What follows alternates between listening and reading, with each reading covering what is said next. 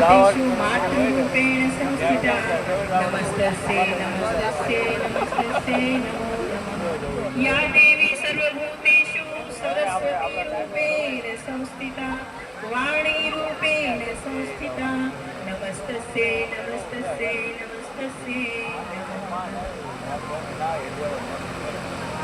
बोले चामुंडा मात की जय, विभूत मात की जय, सद्गुरु देव की जय, रामचंद्र भगवान की जय।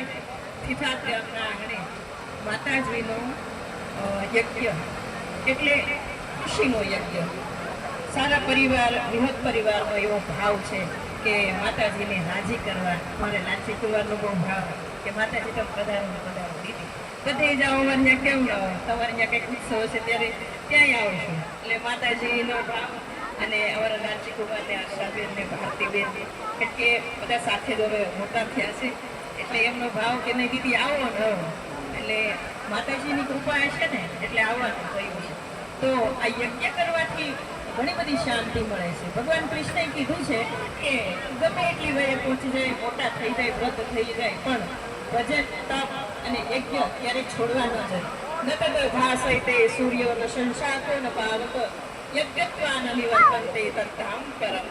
યજ્ઞ કરવાથી ભગવાન કહે જ્યાં સુધી ધરતી પર સૂર્ય અને ચંદ્ર રહે છે ત્યાં સુધી તમને સુખ, શાંતિ અને તંદુરસ્તી આપે છે. કેમ કે યજ્ઞ કરવાથી નેગેટિવિટી જતી રહી અને પોઝિટિવ આરોગ્ય, ઐશ્વર્ય એ માતાજી રાજી થાય તો ક્યારેય તમને દુઃખી નથી થવા દેતા, ક્યારેય તમને સંકટ નથી આવવા દેતા.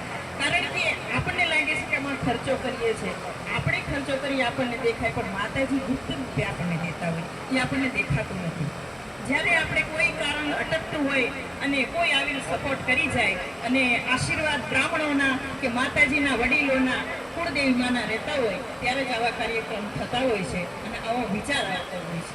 કારણ કે આ રસોડું કરવું, આ કેવો તડકો છે, 42-43 ડિગ્રી તાપમાન છે, અહીંયા પહોંચવું અઘરું પડી જાય. પણ આ તમે યજ્ઞની બાજુમાં બેઠા ને, સ્વયં યજ્ઞ નારાયણની કૃપા હોય તો જ બેસી શકાય, ન કદાચ યજ્ઞની બાજુ બેસાય નહીં.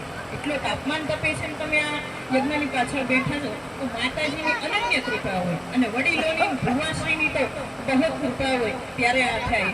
બસ વિશેષ કાંઈ કહેવું નથી. દાદાને આગળ યજ્ઞ શરૂ કરાવવો છે, પણ માતાજીની કૃપા બની રહે અને દર વર્ષે આવા કામ કરતા રહો છો અને કરતા રહો અને બનતા રહે એવી શુભ આશીર્વાદ અને શુભકામના. માતાજીના ચરણમાં વંદન. ઓમ નમઃ.